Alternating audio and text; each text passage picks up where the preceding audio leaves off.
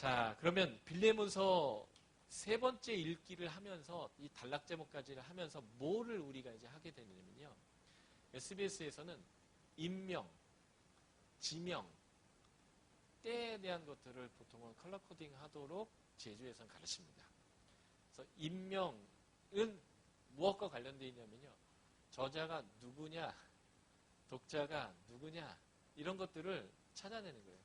BRI라는 거의 답들을 읽으면서 같이 찾는 거예요.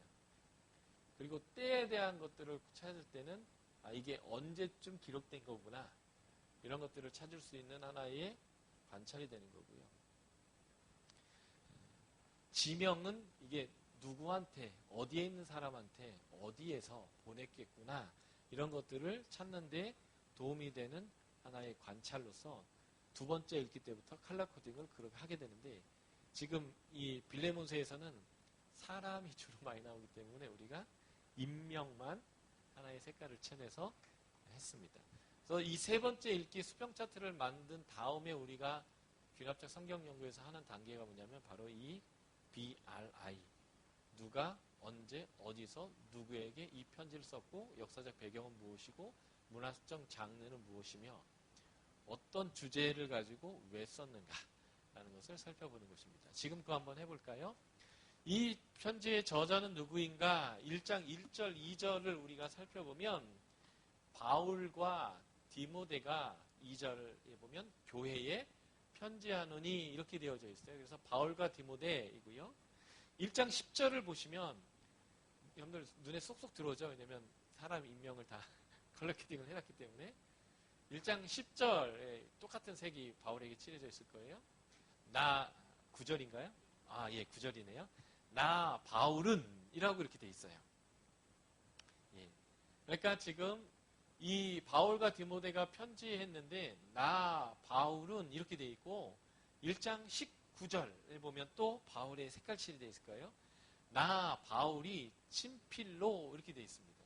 그러니까 지금 계속적으로 나라는 명칭을 대명사를 사용하고 있는데 이 편지 전체에 보면 결국 1인칭 나라는 표현을 25절에서 26번이나 17절에 걸쳐서 1인칭을 사용하고 있습니다. 17절이나 사용했고요. 횟수는 26번이나 절수보다 더 많게요. 그러니까 지금 이 편지는 바울 자신이 썼다라고 하는 것을 우리가 볼 수 있게 됩니다. 그래서 이런 내용들을 통해서 볼 때에 이 편지의 저자는 바울이다라는 것을 우리가 알 수 있습니다. 그러면 이제 우리가 여기서 관찰이 하나 나오죠. 바울이 써놓고 왜 디모데는 왜 저자 이름에다 얹어놨을까? 이게 이제 나중에 해석하시면 되는 거예요. 왜?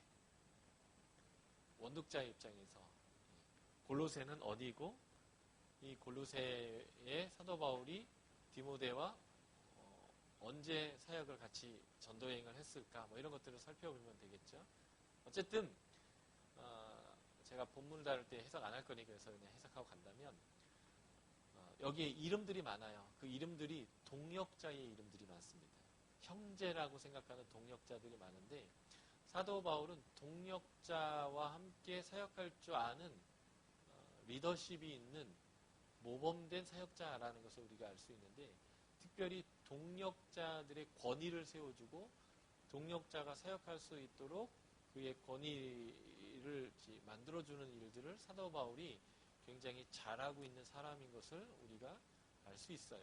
그런 의미에서 보면 디모데는 2차 전도여행 때에 이 골로새에 직접 가지는 않았지만 골로새를 거쳐서 지나갔을 확률이 되게 높고요. 2차 전도여행 때부터 사도 바울과 함께 이 소아시아 지역에서 사역을 시작했고요. 3차 전도여행 때 사도 바울과 함께 있으면서 에베소라는 곳에서 있으면서 전체 아시아 대상으로 복음 사역을 디모데가 함께 했습니다. 그런 의미에서 보면 이 아시아 지역에 있는 골로새에 이 디모데라는 사람은 알려져 있는 사람인데 이 디모데의 권위를 세워주고 사역자로서 좀 이렇게 올려주는 지금 사도 바울의 배려가 이 저자 이름 안에 디모데를 넣은 것을 볼 수 있고요. 지금 좀 이따 보겠지만 이 편지는 60에서 62년에 쓰여진 편지라면 사도 바울이 이 62년 이후에 풀려나게 되는데 그가 풀려나서 그 다음 전도 여행을 하면서 에베소에 디모데를 떨어져 놓게 되고 에베소의 목회자로서 디모데가 사역하게 됩니다. 곧이죠. 그리고 그 디모데가 목회를 잘하고 있는지, 특히 디모데가 몸도 약하고 연소한데 사역을 잘하고 있는지도 궁금하기도 하고, 목회를 한다면 어떤 방식으로 어떤 내용을 가지고 어떻게 목회해야 되는지를 사도 바울이 써서 준 목회 서신이 있는데 그게 디모데 전후서입니다. 그러니까 사도 바울은 그러한 내용들을 통해서 볼 때 디모데를 이러한 중요한 사역자여 목회자로서 키우려고 하는 의도가 분명하게 있음을 우리가 알 수 있는데, 그런 측면에서 보면 지금 저자군에 디모데를 집어넣고 있는 이유는 아마 그를 세워주고 좋은 사역자로 본이가 있도록 만들어주기 위해서 자신이 친필로 직접 쓴 편지에도 디모데란 이름을 저자군에 집어넣었다라고 우리가 볼 수 있을 것 같습니다. 어쨌든 저희가 컬러 코딩하고 색칠하고 BRI를 하다 보면 이미 관찰을 하고 있어요. 그 관찰된 내용을 가지고 우리가 왜 원독자 입장에서는 어떤 의미가 있을까 라고 하는 거죠. 사도 바울이 이제 이 본문에서 나 나이 많다 이렇게 표현했거든요. 나이가 많다라는 것은 죽을 날이 가까웠다라는 뜻이고요. 사도 바울은 자신 다음 포스트 바울 이후의 사역자에 대해서 하나님의 나라의 일꾼에 대해서 관심이 있다. 그래서 그가 디모데를 세워주고 있다. 그래서 실제로 몇 년 후에 보면 그를 에베소의 목회자로 세우고 에베소의 목회자로서 사역을 잘할 수 있도록 목회 서신을 하나도 아니고 2개를 보내주고 있는 이런 내용들은 이 해석들을 지지할 수 있는 그런 내용이 되겠다라고 볼 수 있겠습니다. 어쨌든 다시 돌아오면 이 빌레몬서의 저자는 누구인가? 사도 바울이다라는 것을 우리가 알 수 있겠습니다. 언제 어디서 기록했는가라는 것을 우리가 보면요. 사도 바울이 자신을 나이가 많다라고 표현해 주고 있습니다. 이것도 구절이 틀렸나요? 맞아요? 네. 자, 바울은 구절에 보면 나이가 많은 나 바울은 이렇게 표현해서 나이가 많다라고 표현하고 있습니다. 이게 일종의 때와 관련된 내용이에요. 그리고 우리가 반복 단어로 이 갇혔다라는 것을 계속 찾았는데 1절, 9절, 10절, 13절, 23절에 보면 자신이 감옥에 갇혔다라는 것을 표현해 주고 있습니다. 그러니까 사도 바울이 감옥에 있는 때라는 거고요. 그 감옥에 있는데도 나이가 많았은 때라는 것을 우리가 본문을 통해서 알 수 있게 됩니다. 10절 보시면 갇힌 중 낳은 아들 오네시모, 그러니까 오네시모를 갇힌 중 낳았다라고 되어 있는데 이 오네시모가 지금 좀 이따 우리가 살펴볼 것이지만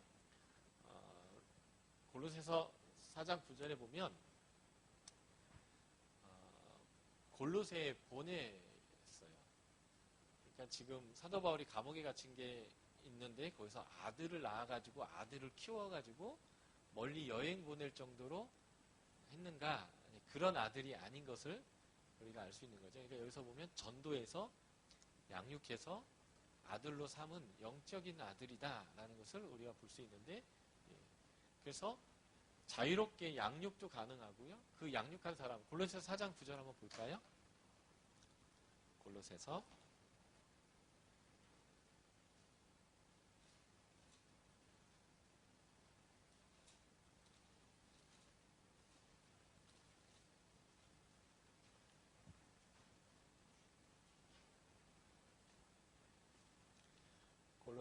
4장 9절 우리가 함께 읽어보겠습니다. 시작.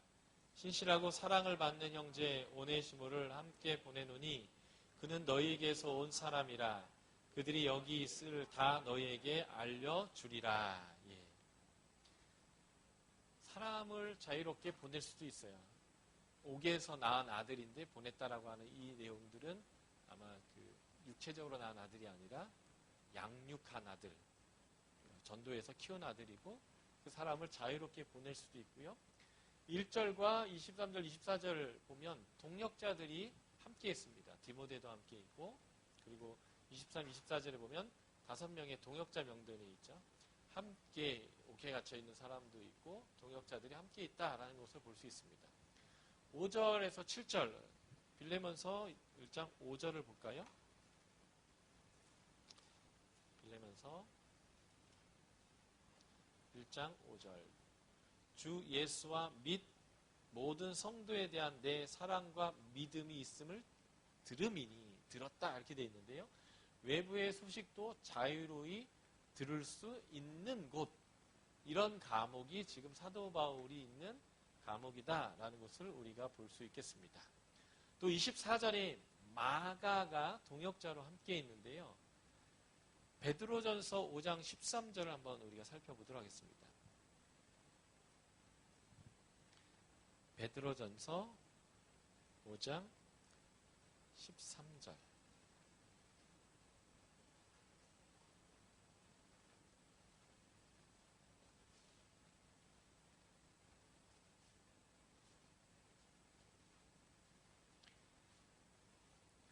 베드로전서 5장 13절 찾으셨죠? 같이 읽어보겠습니다. 시작. 택하심을 함께 받은 바벨론에 있는 교회가 너희에게 문안하고 내 아들 마가도 그리하느니라. 예, 여기서 나오는 바벨론은 로마를 표현하는 일종의 은어입니다. 왜 그러냐면 아마 하나님의 백성을 박해하는 제국을 대표하는 것이 남유다를 멸망시키고 성전을 파괴했던 바벨론이기 때문에 그런 식으로 하나님의 백성들을 괴롭히고 박해하는 제국을 표현할 때는 그냥 다 바벨론이라고 표현합니다. 그래서 지금 이 로마가 이 바벨론이고요. 아마 네로의 박해가 있었기 때문에 이 로마라고 표현하지 않고 바벨론이라고 표현하고 있는 것인데 네로의 박해는 AD 64년에 일어나기 시작했고요. 네로는 68년에 자살을 했기 때문에 네로의 박해는 64년에서 68년 사이에 일어난 것 같습니다.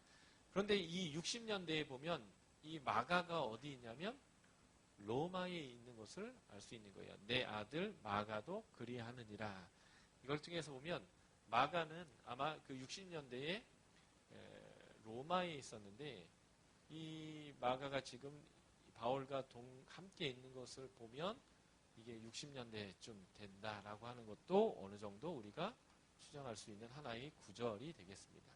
그리고 22절 보면 나를 위하여 숙소를 마련하라. 너희 기도로 내가 너희에게 나아갈 수 있기를 바라노라 하면서 사도 바울이 풀려날 것을 희망하고 있는 것을 보게 됩니다. 사도 바울이 감옥에 있으면서 풀려나기를 희망할 수 있는 감옥이 어디인가 이런 것도 이제 우리가 살펴볼 필요가 있는데요. 사도행전 23장 11절을 한번 우리가 찾아서 보도록 하겠습니다.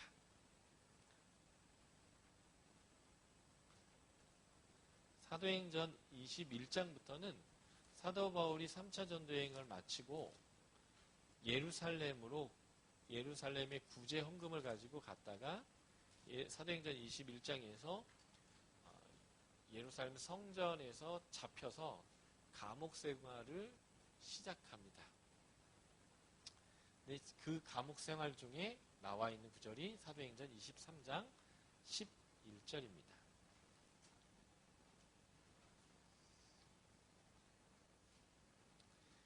같이 읽어볼까요? 23장 11절 시작.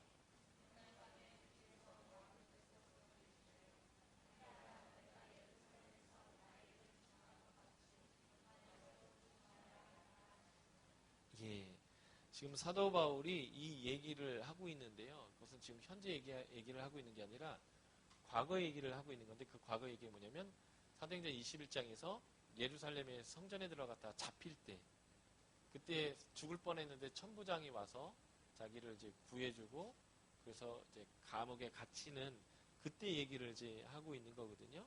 그래서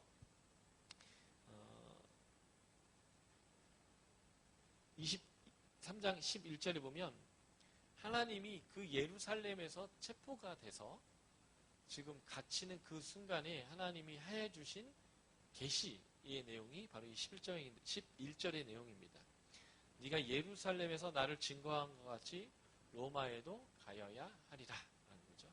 그래서 사실 사도 바울이 이 예루살렘에서 잡혔을 때 풀려날 가능성보다는 로마로 이송돼 갈 것에 대해서 하나님이 이미 체포되는 그 순간, 그날 밤에 말씀해 줬다라는 것을 우리가 알 수 있습니다. 이런 내용을 가지고 사도 바울이 사도행전에 나와 있는 감옥 생활, 이것과 비춰봐서 어떤 감옥과 가장 어울리겠는가라는 것을 살펴보면 사도 바울이 갇힌 중에 이런 감옥의 상황과 맞는 때가 이 책을 기록한 시점이 되겠죠. 사도행전 16장에 빌립보 감옥에서 gat혔는데 이것은 하룻밤 갇혔고요. 그 밤 지나서 바로 풀려났습니다. 그리고 그때의 동력자들이 이런 사람들이 없었어요. 그렇기 때문에 이때는 아닙니다. 그 다음 감옥이 이 예루살렘에 체포됐을 때인데 이것도 하룻밤 만에 가이사랴로 이동했습니다. 방금 우리가 읽었던 사도행전 23장을 읽어보면 이 내용이 정확히 나오죠. 그래서 이때도 아닙니다. 가이사랴로 이동돼서 2년 동안 여기에서 보내게 됐는데 이 2년 동안 보낼 때는 동역자들이 왔다 갔다는 할 수 있었지만 사실은 사도 바울을 죽이려고 하는 사람들이 많았기 때문에 오네시모와 같은 사람들을 만나서 복음을 전도하거나 이렇게 할 수 있는 상황은 아니었습니다. 이때는 재판을 계속 진행하고 갇혀있던 상황이기도 했고요. 또한 이때는 이미 예루살렘에서 잡혀있는 그 밤에 로마에도 갈 것이다라고 해서 풀려날 것에 대해서 확신할 수 없었고 로마로 가야 된다라고 하는 그런 상황이었기 때문에 풀려날 것에 대한 기대는 전혀 하지 못했었습니다. 그래서 로마로 갔는데 이 로마에서는 2년 동안 셋집에 유했습니다. 사도행전 28장 한번 보시겠어요?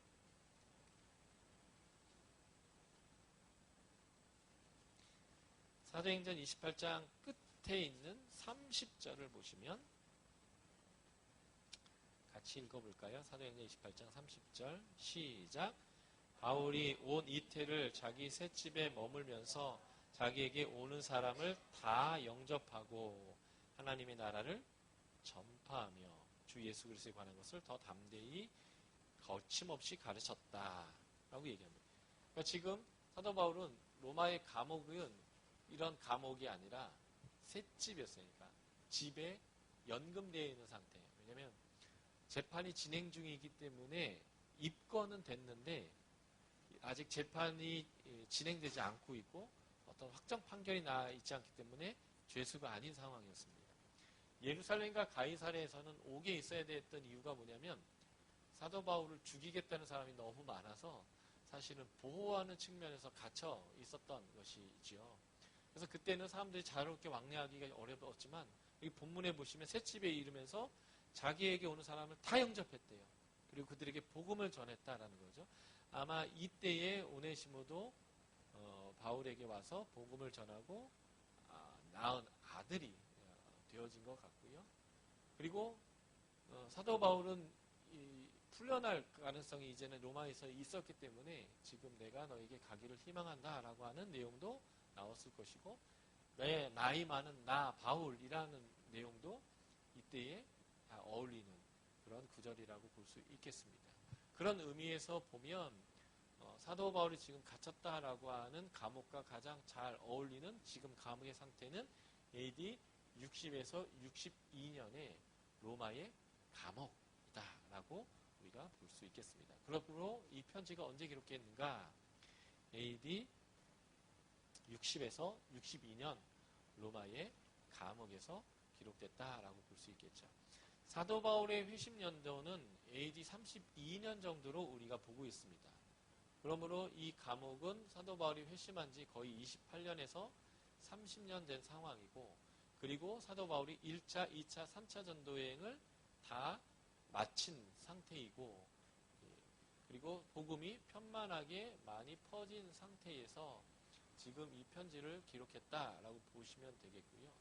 특별히 골로새 지역에 영향을 미쳤던 사도 바울의 전도 여행은 3차 전도여행 AD 53년에서 57년 동안에 에베소에서 만 3년을 사역하면서 온 아시아가 다 복음을 들었다라고 하는 이때의 골로새에 영향을 미쳤을 것 같은데요. 그 골로새에서 교회를 하고 있는 빌레몬에게 이미 영향을 줬다는 거죠. 그 사람에게 이 편지가 보내지고 있다라고 하는 것을 저자와 연대를 계산해서 찾아내면 우리가 알 수 있는 상황과 배경이 되겠다라는 것입니다. 누구에게 기록됐는가라는 것을 우리가 살펴보겠습니다. 2절 보면 빌레몬과 아비아와 압기포라고 되어져 있습니다. 근데 이제 이 아비아를 뭐라고 표현하고 있나요? 여기서 자매라고 표현하고 있습니다. 그래서 단순히 그냥 여자 자매라고도 표현할 수 있을 수 있겠지만 어떻게 보면 빌레몬의 아내이다라고도 볼 수 있을 가능성이 있습니다. 이건 그냥 가능성이고요. 확증할 수는 없습니다. 왜냐하면 여기 내 집에 있는 교회 이렇게 표현하면서 빌레몬과 자매 아비아 이렇게 표현했기 때문에 지금 가정교회의 그를 이끌고 있는 부부를 다 언급하는 것이 아니겠느냐라고 우리가 추정은 할 수 있겠다라는 것이죠. 그래서 빌레몬, 아비아, 아키포를 언급하고 있고 내 집에 있는 교회에서 빌레몬 집에 있는 가정교회가 이 편지를 받고 있다라고 볼 수 있겠습니다. 그러므로 이 편지는 너, 네라고 해서 빌레몬에게 계속 이렇게 언급되어져서 빌레몬에게 보내는 개인적인 편지이면서 동시에 이 편지가 골로새이에 있는 빌레몬의 가정교회에 공식적으로 읽혀져야 되는 그런 공식적 편지적 특징도 동일하게 있다라는 것을 우리가 알 수 있겠습니다. 아까 우리가 4장 9절, 골로새 4장 9절 읽었죠. 오네시모를 함께 보낸다라는 말이 있고요. 골로새서 4장 17절 한번 우리가 찾아서 읽어보도록 하겠습니다. 골로새서 4장 17절.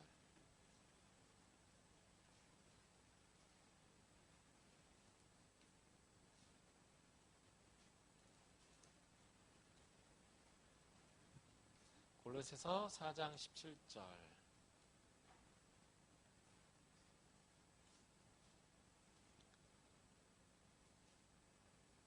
같이 읽어볼까요? 시작. 아키포에게 이르기를 주 안에서 받은 직분을 삼가 이루라고 하라. 예, 여기에도 아키포가 등장하고요. 이 아키포가 어떤 사람인지를 알 수 있는 내용이냐면 내 직분을 잘 해라 라고 이제 되어져 있다라고 하는 것이고요. 빌레몬서 1장 2절에 아키포에 대한 설명할 때 함께 병사된 아키포 이렇게 표현하는 것을 보면 이 아키포는 그냥 일반 성도라기보다는 이 빌레몬 그 골로새 교회에서 사역하고 있는 중요한 직분자나 목회자다라고 하는 것을 우리가 추정할 수 있을 것 같습니다. 어쨌든 4장 9절에 오네시모를 언급하는 내용과 골로새서 4장 17절에 아키포의 이름을 언급하는 내용을 보면 이 빌레몬과 빌레몬의 집에 있는 이 교회는 골로새 지역에 있는 가정교회다라는 것을 우리가 알 수 있겠다라는 것입니다. 그리고 골로새서 4장에 나와 있는 동역자 명단이 있어요. 4장 10절부터 쭉 나오는 이 동역자의 명단을 한번 우리가 살펴보겠습니다. 한번 보시겠어요?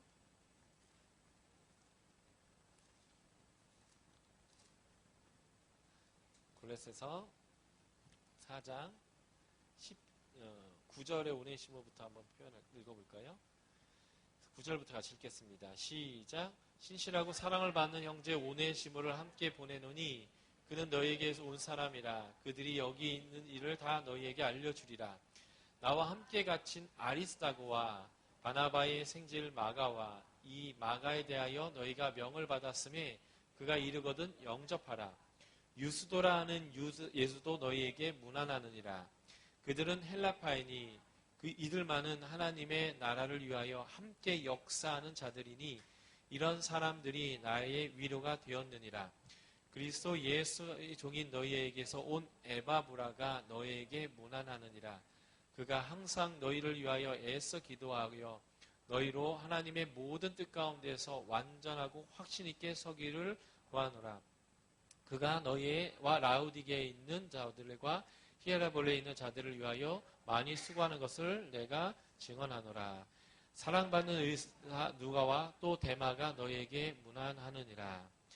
야huda와 있는 형제들과 눈바와 그 여자의 집에 있는 교회에 문안하고. 여기까지 읽겠습니다. 여기에 나와 있는 명단을 보면요, 골로새서에 나와 있는 동역자의 명단과 빌레몬서에 나와 있는 동역자의 명단이 거의 일치합니다. 아리스타고, 에바브라, 마가, 누가, 데마, 아키포. 유스도라는 예수 빼고는 같이 일치하는 이런 내용도 보면 아마 같은 시대, 같은 때에 골로새서와 빌레몬서가 기록됐다라고 하는 것을 볼 수 있을 것 같습니다. 이런 내용들을 볼 때에 누구에게 기록되느냐? 골로새 지역에 있는 가정교회의 주인인 빌레몬과 그 가정교회에게 이 편지가 보내졌다라는 것을 우리가 알 수 있겠습니다. 그래서 1차적인 수신자는 빌레몬이지만 전체적으로는 교회 전체가 수신자가 되겠다라고 보시겠습니다. 이걸 통해서 우리가 이제 빌레몬서를 읽을 때 우리가 알아야 되는 거죠. 빌레몬은 도망간 노예예요. 도망간 노예가 지금 짠 하고 나타났습니다. 짠 하고 나타났는데 이 도망간 노예를 어떻게 처리해야 되느냐의 문제가 지금 화두인데, 빌레몬 개인의 문제가 아니라 교회 공동체 안에서 이 문제를 지금 처리하도록 사도 바울이 얘기해 주는 거예요. 그래서 편지가 빌레몬만이 아니라 내 집에 있는 교회에 너희에게 문안하게 되는 이제 이런 형태가 되고요. 그 교회 안에는 주인도 있고 노예도 함께 신앙생활을 하고 있습니다. 주인과 노예가 함께 신앙생활을 하고 있는 곳에서 도망간 노예의 처리의 문제를 공식적으로 교회 공동체에서 처리하도록 지금 하고 있는 문제가 지금 이 골로새에 있는 빌레몬의 교회의 지금 실정이다라고 하는 것을 우리가 이 내용들을 통해서 알 수 있을 것 같습니다. 문학적 방법은, 문학 양식은 편지, 서신서입니다. 특별히 이 편지는 그냥 편지가 아니라 추천서예요. 도망간 노예를 위한 추천의 편지입니다. 이 친구가 도망갔는데 지금 회심하고 돌아왔으니 용서해 주도록 하는 편지이고요. 내용상 보면 단순 용서가 아니라 너를 대신하여 나를 섬기도록 두고자 한다라고 하는 것인데, 이 내용은 뭐냐면 사역자 만들겠다는 겁니다. 그래서 지금 이 빌레몬서에서 빌레몬이 오네시모를 용서한다라면 그냥 용서가 아니고 도망간 거 없는 것으로 해주고 벌 안 주겠다라는 개념이 아니고 하나님의 사역자로 이 사람을 만들도록 해결해주는, 용서가 그냥 용서가 아니라 하나님의 사역자로 설 수 있도록 하는 형제됨, 동력자됨으로 이 사람을 세우는 것까지를 보여주는 용서다라는 것을 보게 됩니다. 그래서 우리가 이제 형제여, 사랑받는 형제, 동역자 이런 단어를 우리가 관찰한 이유가 뭐냐면 지금 빌레몬에게 그 단어를 사용하고 있고 오네시모에게도 그 단어를 사용하고 있기 때문에 그렇습니다. 주인에게 잘못한 노예를 용서해 주도록 주인의 지인이, 잘 아는 사람이 노예 주인에게 보낸 편지는 이 사도 바울의 편지만이 아니라 로마 시대에 종종 있었던 것인 것을 우리가 알 수 있습니다. 로마 트라이안 시대, 이제 1세기 말 2세기 초죠. 플리니우스의 손이 친구인 사비니아누스가 보낸 편지가 있는데요. 그 편지가 이러한 사도 바울의 빌레몬서와 비슷한 내용입니다. 플리니우스가 치대하는 사비니아누스에게 안부를 전합니다. 당신이 내게 말한 것 같이 당신을 화나게 한 당신의 해방 노예가 마치 당신에게 하듯이 내게 무릎을 꿇고 그 자리에서 꼼짝도 하지 않았습니다. 그는 오랫동안 울었고 오랫동안 결식하였다고 말했으며 또한 오래 침묵하였습니다. 나는 그가 후회하고 있다는 것을 금방 알아차렸습니다. 나는 그가 그릇된 짓을 했다고 느끼고 있으므로 그가 실제로 더 착해졌을 것이라고 믿습니다. 나는 당신이 노발대발하는 것을 알고 있고 그것이 당연하다는 것도 알고 있습니다. 그러나 그렇더라도 화낼 수밖에 없는 사람이 관용을 베풀면 사람들은 그에게 찬사를 보냅니다. 당신은 그 사람을 좋아했었으니 다시 그를 좋아하게 될 것입니다. 빌레몬서는 도망간 노예지만 여기서는 해방시킨 노예예요. 해방시킨 노예는 그 주인의 이름을 달고 살게 돼 있습니다. 주인의 성을 갖게 되는 거죠. 주인이 법적인 후견이 되는데 아마 이 사람이 뭔가 잘못해갖고 주인한테 해를 입힌 것 같아요. 그래서 열받아가 있는데 그 용서를 받으려고 찾아가기 너무 무서우니까 그 사람이 아주 신뢰하는 그 사람보다 더 윗사람을 찾아가가지고 막 빌었던 것 같아요. 그래서 이 편지가 쓰여진 것 같습니다. 우선 마음을 가라앉히십시오. 그가 그래도 계속 잘못을 저지른다면 그때 가서 화를 내셔도 될 것 같습니다. 당신이 지금 화를 푸신다면 그때 가서 얼마든지 화를 내실 수 있을 것입니다. 그의 청춘과 눈물을 보아서라도 너그럽게 용서하십시오. 그와 당신 자신을 괴롭히지 마십시오. 당신이 그토록 부드러운 사람에게 화를 내신다면 그것은 당신 자신을 괴롭히는 것이 될 것이니까요. 나는 내가 그의 간청과 나의 간청을 함께 보낼 때 내가 간청하는 것이 아니라 강요하는 것처럼 여겨질까봐 두렵습니다. 그래도 나는 간청을 해야겠습니다. 굉장히 비슷하지 않아요? 나이 많은 나 바울, 어린 이 친구, 뭐 이런 거요. 예. 여기 보면, 굉장히 비슷한 내용들을 많이 해요. 많이 얘기하고 있어요. 내가 명할 수 있으나, 내가 당신에게 요청하는 것은, 간구하는 것은 당신이 억지로가 아니라 자의로, 뭐 이런 내용과 굉장히 비슷한 내용이 되어 있습니다. 간절하고 열렬할수록 나는 그에게 위협조로 다시는 그를 위해 간청한 짓을 하지 않겠다고 더욱 엄히 경고했습니다. 이 경고는 내가 위협하지 않으면 안 되었던 그에게 한 것이니 당신께 한 것은 아닙니다. 그러니까 이제 오네시모가 옛날에는 무익했으나 이제는 유익해졌고 뭐 이런 내용과 비슷한 거죠. 내가 앞으로 혹은 그를 위하여 그에게 다시 한번 용서받을 기회를 달라고 간청한 일이 있게 된다 하더라도 무리한 청은 하지 않겠습니다. 내내 평안하시기를 당신의 가이오스 플리니우스가 이렇게 이제 편지를 보냈는데요. 그 편지를 보낸 거에 때문에 용서가 됐나 봐요. 그래서 사비니우스의 호의에 감사하는 플리니우스의 감사의 편지. 플리니우스는 친애하는 사비아누스에게 문안드립니다. 당신이 일찍이 사랑하시던 당신의 해방 노예를 나의 중재 편지를 보시고 다시 당신의 집과 당신의 마음속에 받아들이셨다니 정말 잘하셨습니다. 당신도 기쁘셨겠지요. 나도 기뻤습니다. 너희의 그렇게 내가 말하는 것보다 더 해서 나의 기쁨과 평안이 있게 하라. 그렇죠? 당신도 기쁘셨겠죠. 나도 기뻤습니다. 왜냐하면 한편으로는 당신이 화를 누그러뜨릴 수 있을 만큼 점잖은 분임을 알았기 때문입니다. 당신은 점잖은 분입니다. 빌레몬서에 보면 당신은 다른 사람에게 사랑을 줘서 그 사람들이 평안하게 하고 기쁨을 주는 사람이고 그리고 당신의 이름은 빌레몬, 애정이 있는 사랑이 많은 뭐 이런 뜻인데 당신은 정말 그 사랑대로 이 사람을 사랑으로 받아들이십시오. 뭐 이런 비슷한 표현이에요. 한편으로는 당신이 나의 충고와 나의 간청을 받아들일 만큼 나를 매우 소중하게 여기기 때문입니다. 당신 나한테 빚진 거 있는데 내가 말하지 않겠습니다. 뭐 이런 영적인 빚이 너 나한테 있지 않니? 더 얘기하지 않겠습니다. 그런데 비슷하죠. 그래서 나는 당신을 칭찬하며 당신께 감사를 드립니다. 나는 내가 말한 것보다 더 할 줄을 내가 믿는다. 아울러 나는 앞으로도 당신께 중재자가 없더라도 잘못한 당신의 종들을 용서해 주십사 간청합니다. 평안이 있으시기를. 이런 편지들이 실제 이 당시에 보내졌다는 거죠. 펠로지움의 이시도르가 헤로라는 이름의 그리스도인 법관에게 보내는 서신도 있었어요.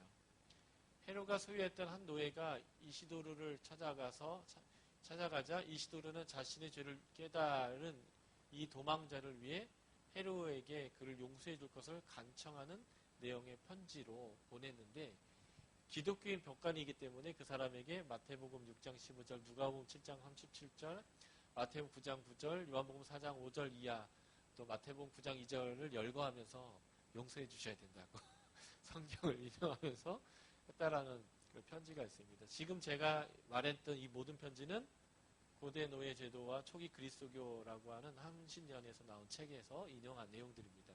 그러니까 실제 로마 시대 때는 노예들이 많았고 이런 일들이 비일비재했던 것 같아요. 그래서 이러한 식의 편지들은 늘 있었고, 그래서 이 편지는 그냥 단순한 안부의 편지가 아니라 누군가를 용서해 줄 것을 간구하는 빌레몬에게 오네시모를 천거하고 용서를 요청하는 추천의 편지다라는 것을 우리가 보시면 되겠습니다. 이 역사적 배경이 아주 중요한데요. 이 역사적 배경을 좀 보도록 하겠습니다. 역사적 배경의 핵심은 로마 시대의 노예 제도입니다. 지금 이 노예와 관련되어 있는 내용이기 때문에 그런데요.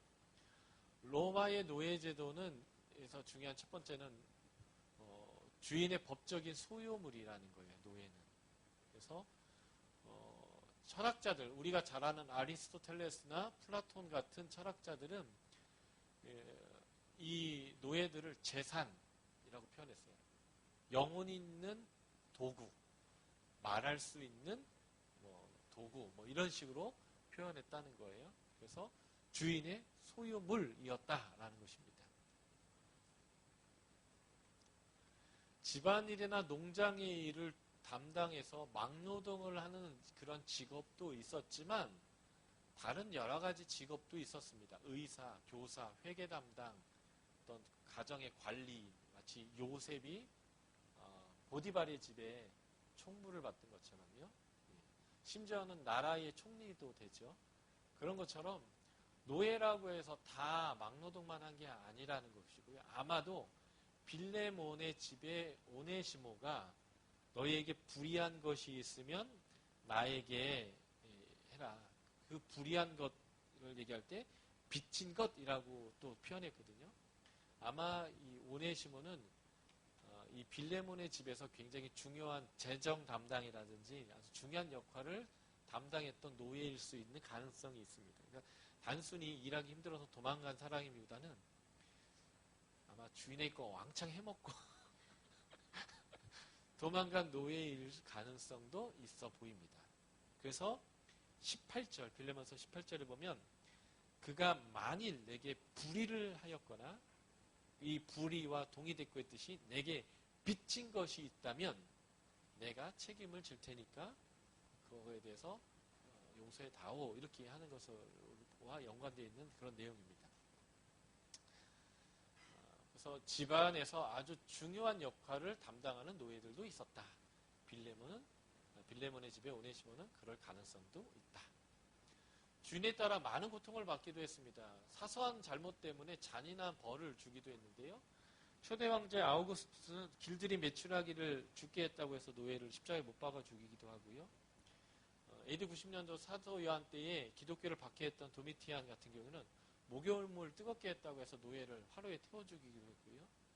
메디우스 플라오는 수정으로 만든 잔을 노예가 깨뜨렸다고 해가지고 칠성장어에게 먹이로 산채로 주기도 했다라고 되어 있습니다. 그러니까 많은 주인의 소유물이기 때문에 생사 여탈권이 주인의 손에 있었다라는 것을 우리가 이제 알 수 있는 거죠. 그러므로 오네시모가 빌레몬에게 갔을 때는 목숨을 걸었다라고 하는 것을 알 수 있어야 됩니다. 그러니까 사실 용서를 구한다라는 것은 그냥 멀찍이 있으면서 미안해 이렇게 하는 게 아니라 정말 잘못을 인정하는 건데, 잘못을 인정하는 수준이 어디까지냐면 잘못에 대한 책임을 지는 겁니다. 그래서 죽을 수도 있는 거예요. 죽을 수도 있는데 내가 정말 잘못됐다는 것을 보여주는 게 뭐냐면 직접 찾아가서 그 사람이 법적인 처결을 한데라도 달게 받겠습니다 라고 하는 것을 회개의 하나의 모습이다라는 걸 보게 되는 거죠.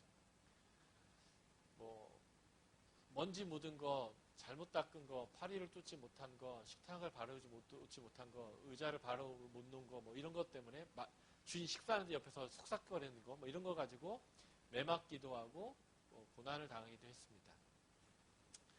주인이 만약에 뭐 반란이나 이런 것 때문에 살해되면 그 노예도 한꺼번에 다 처형되는 경우도 있었다라고 되어져 있습니다. 로마 사회에 유지하는 아주 중요한 요소였는데 로마 제국의 인구의 3분의 1 정도가 노예였다라고 되어져 있습니다. 그만큼 그래서 노예들을 잘 활용하는 것은 로마시의 번영과 팍스 로마나라고 하는 로마의 평화를 유지하는데 아주 중요한 수단이었습니다.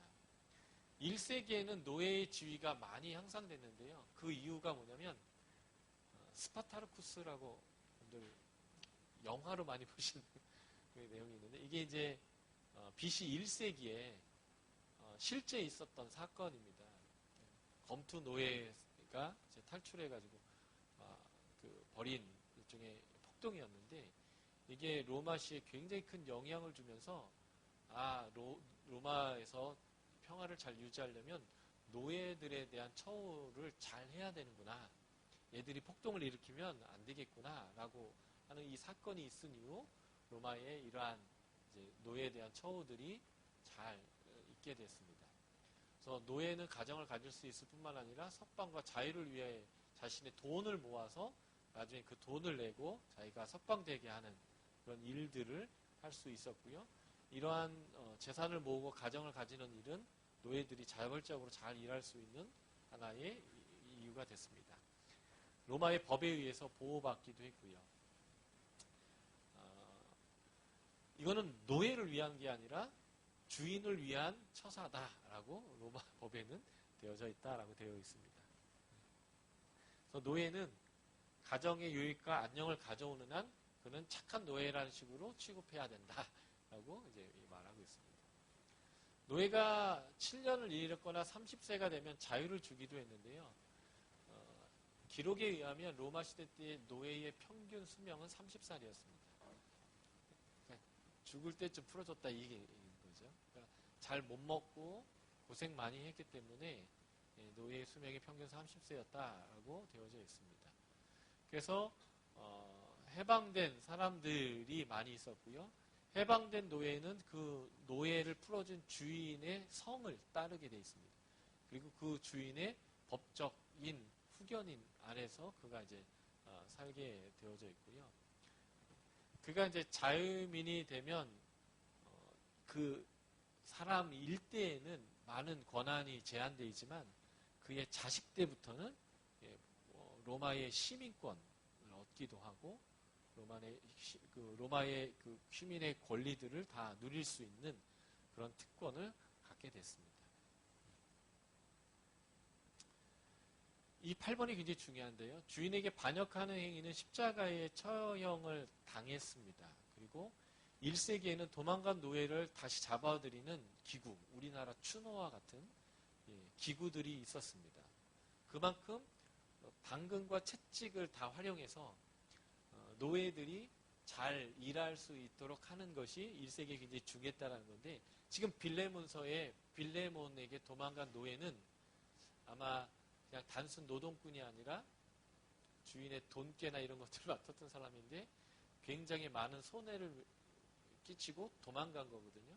이 도망간 노예는 사실은 법적으로 잡아다 죽여야 되는 게 맞습니다. 그게 로마의 평화를 위해서 로마의 법 테두리 안에서는 옳은 거예요. 그런데 그 노예가 지금 자발적으로 편지 하나를 들고 찾아와서 앞에 무릎을 꿇고 이렇게 편지를 내놓으면서 용서해달라고 하는 거죠. 근데 빌레몬은 이 친구를 십자가에 못 박아 죽이는 것이 오히려 더 합법적이고 국가를 위한 충성되고 애국적 행위가 되어집니다. 왜냐하면 이 도망간 노예 이런 거 용서해주고 이렇게 되면 버릇 잘못 들어서요 문제가 발생하거든요. 특히 이렇게 교회 공동체 안에 주인 그룹과 노예 그룹이 함께 있는데 이런 거 잘못 처리하면 이 노예들이 지금 다 도망갈 수도 있거든요. 그러니까 지금 굉장히 첨예한 상황이에요. 주인들은 저거 왔네? 저거 죽여야지. 이거 당연하지. 이거 상식적이고 굉장히 합법적이고 그게 맞는 거예요. 지금 로마의 법 안에서는. 그리고 저쪽에서는 노예 그룹들은 용서해주면 어떻게 하지? 나도 한번 도망가 볼까? 바울 한번 만나? 막 이러면서 이제 지금 막 이게 막 분위기가 뭉성뭉성한 이런 이제 분위기다라는 것을 우리가 이제 알 수 있게 됩니다. 도망간 노예에게 도움을 주는 행위는 자기 집에 받아들여 묵게 하는 행위죠. 도적질로 간주했습니다. 묵는 날수만큼 그 노예의 노동의 대가를 도적질하는 거와 똑같은 거죠. 사도 바울이 네 허락이 없이는 얘를 너 대신 나를 섬기게 할 수 없다. 네가 허락해야 된다라고 하는 말은 이 법적인 거와 깊은 연관이 있습니다. 네 허락 없이 이를 내 동역자로 쓰는 거는요. 내 동역자로 있는 만큼 사도 바울이 위법하는 거고 그만큼 빚지는 일이기 때문에 네 허락이 반드시 필요하다. 이건 억지가 아니라 자의에 의해서 해야 된다라고 하는 이 표현도 사실은 이 실제적인 로마법에 저촉되는 상황이기 때문에 그렇습니다. 그러니까 사도 바울이 빌레몬의 허락 없이 오네시모를 동역자로 쓰는 것은 도적질입니다. 그래서 사도 바울은 이게 다 영적인 일이고 다 하나님의 일인데 뭐 대충 넘어가면 되지 뭐 이렇게 하지 않고요. 그 당시에 법을 충실하게 지키면서 국가의 법을 따르면서도 기독교 안에서의 그리스도의 사랑이 무엇인지 용서가 무엇인지를 이제 보여주는 그러한 원리를 사용하고 있는 것을 보게 됩니다. 그래서 노예 도둑에 관한 파비우스의 법에 따르면 타인 소유의 종에 대한 소유권 사칭은 엄한 벌을 받는 것으로 되어 있습니다. 그러므로 사도 바울이 네 용서가 필요하다라고 얘기한 것이죠. 로마 제국 안에서 이 노예들은 물건이긴 했지만 종교적으로는 사람 취급을 받았습니다. 그래서 주인과 동일하게 같이 예배드릴 수도 있었고요. 그리고 본인이 포로로 끌려오기 전에 노예로 끌려오기 전에 자신이 섬겼던 종교를 섬길 수 있는 자유도 있었고요. 그런 신당이나 그런 것을 찾아갈 수도 그런 신당을 세울 수도 있었습니다. 그리고 이제 심지어는 같은 종교를 섬길 때는 서로 같이 예배드릴 뿐만 아니라 거기에서는 평등한 어떤 자격을 받았습니다. 그래서 성만찬할 때 같이 성만찬할 수도 있고요. 세족식 할 때 주인이 그 종의 발을 씻길 수도 있었습니다. 그런 그 종교적인 면에서는 인간으로 취급됐고요. 어떤 사적인 측면에서는 물건으로 이런 취급된 것이 노예입니다. 그러니까 지금 우리에게는 잘 이해가 되지 않는 그런 이제 내용이죠. 거기다가 1세기의 가족제도는요. 부모, 자녀에다가 종까지로 하나의 가족 단위였습니다. 그래서 종은 소유물이기도 했지만 가족이었습니다. 그래서 사도 바울이 에베소서 5장과 6장에 걸쳐서 5장 21절부터 6장 9절에 걸쳐서 부부관계, 부모와 아들, 자녀관계, 주종관계를 다루는 이 관계법이 나오는데 이게 가정규례를 다루고 있는 것들입니다. 노예도 주인만 동의하면 동직의 조합에 가입할 수 있었고 동일한 자격도 부여됐던 것이 이 당시에 노예 제도였습니다. 이러한 노예 제도를 알고 빌레몬서를 읽는 것과 그냥 읽는 것은 천지 차이예요. 사도 바울이 왜 이런 얘기를 했는가, 왜 이런 요청을 했는가 라고 하는 것들이 이 빌레몬서의 노예 제도를 알고 읽는 것과 아닌 것에 큰 차이를 만들어 주기 때문에 그렇습니다. 그런 입장에서 우리가 이제 빌레몬서를 좀 관찰해서 해석해 볼 필요가 있겠습니다. 조사 방법입니다. 오늘 여기까지 하고 관찰하고 해석하는 건 내일 해야 될 것 같아요. 핵심 주제가 무엇인가라는 것과 이 핵심 주제를 말한 이유, 쓰여진 이유가 무엇인가라는 것을 책 전체의 메시지를 가지고 우리가 살펴볼 필요가 있겠다라는 겁니다. 책이기 때문에 문맥이 중요하고 그 책 전체가 갖고 있는 문맥이 무엇을 말하는가라는 것을 살펴보는 내용입니다. 빌레몬서의 중심 내용, 메인 아이디어는 용서인데요. 아까 그 로마 시대 때 그 풀려난 자유민 노예가 잘못했을 때 용서해달라고 할 때 용서의 이유가 뭐였는지 기억나세요? 당신은 점잖은 사람이고 그리고 화를 내도 당연한 상황에서 화를 안 내지 않고 용서해 준다라면 당신이 명성과 인망이 칭찬을 받을 것입니다. 이게 인간적 처세술이죠. 예. 당신이 당연히 화낼 수 있는데 화를 내는 거는 평범한 사람이겠지만 용서해 준다면, 용납해 준다면 당신의 인품이 올라갈 겁니다. 예. 당신 좀 용서해 주십시오. 그리고 당신하고 나와의 관계도 있는데 내가 엄하게 혼냈으니까 나를 봐서라도 이렇게 얘기하고 있다면 빌레몬서에서는 위하여, 안에서, 사랑, 이런 형제됨, 이런 중요한 단어의 반복을 통해서 뭘 얘기하냐면요. 그리스도의 사랑 안에서 형제로서 받아들이는 그런 용서. 그러니까 용서의 이유가 처세술이 아니라